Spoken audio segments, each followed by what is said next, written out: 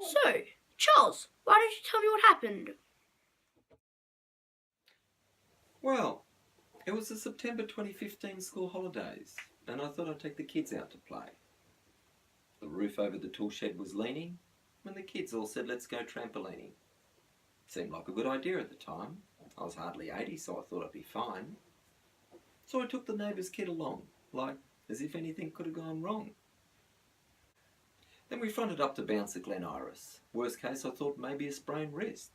But only 15 minutes into the session, the trampoline taught me a really good lesson. It was a misguided landing, a novice's hop. Oh boy, should have heard my knee pop. "Man up," I hear you say. "Come on, cop a bit of knuckle." But I bet you'd scream too, when you felt your knee buckle. You see, I got myself into a bit of a tangle.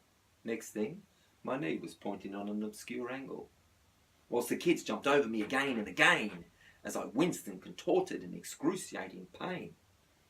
And then they carted me off in the ambulance, when the driver said, "By the look of your knee, mate, you won't be off to the dance." "Your third one today," he said with a smile. "Yeah, they got our number on speed dial."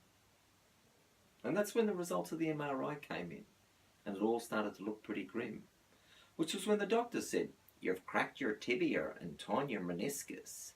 You know, it's a good thing you don't throw the discus. On top of that, you've sprained your medial ligament too, and at the back of your knee, there's an 8 centimeters Baker cyst full of goo. But worst of all, there's something I really must tell. It appears that you've ruptured your ACL."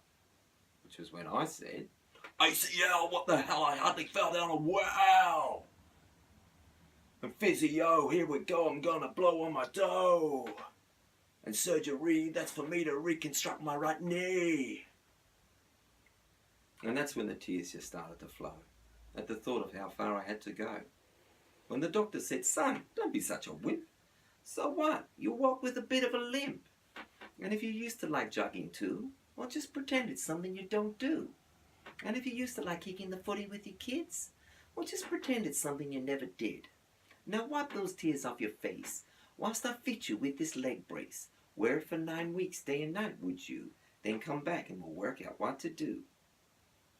Well, it all went downhill fast from there. I couldn't provide for my family, but Bounce didn't care. Which was when the doctor said, "Hey, guess what, you silly old twat? In your thigh, you've developed a 13 centimeter blood clot. Now that's something that may or may not kill you, but this is what I think you should probably do, is take 2 tablets a day of Aliquis. It's a blood thinner. And who knows, with a bit of luck, we might be onto a winner." All the while the fat cats at Bounce counted their blood money. A busted knee, another concussion, a compound fracture. It's all pretty funny. So, I guess the one thing I'm trying to tell you, it's the one thing you should never ever do. Don't take your kids to those houses of torture. Don't say that I didn't warn you. For they might end up just like yours truly. Because they're kids, and you expect them to be a little unruly. And when they're 3 meters in the air, it's a feeling of living. But I'm telling you, those mats aren't too forgiving. So really, why would you bother to allow your kids to be used as cannon fodder? Because it's just not worth the risk to go there. Because there's a good chance they'll end up in a wheelchair. Bounce fit. I've put on over 5 kilos since the accident. More like Bounce fat.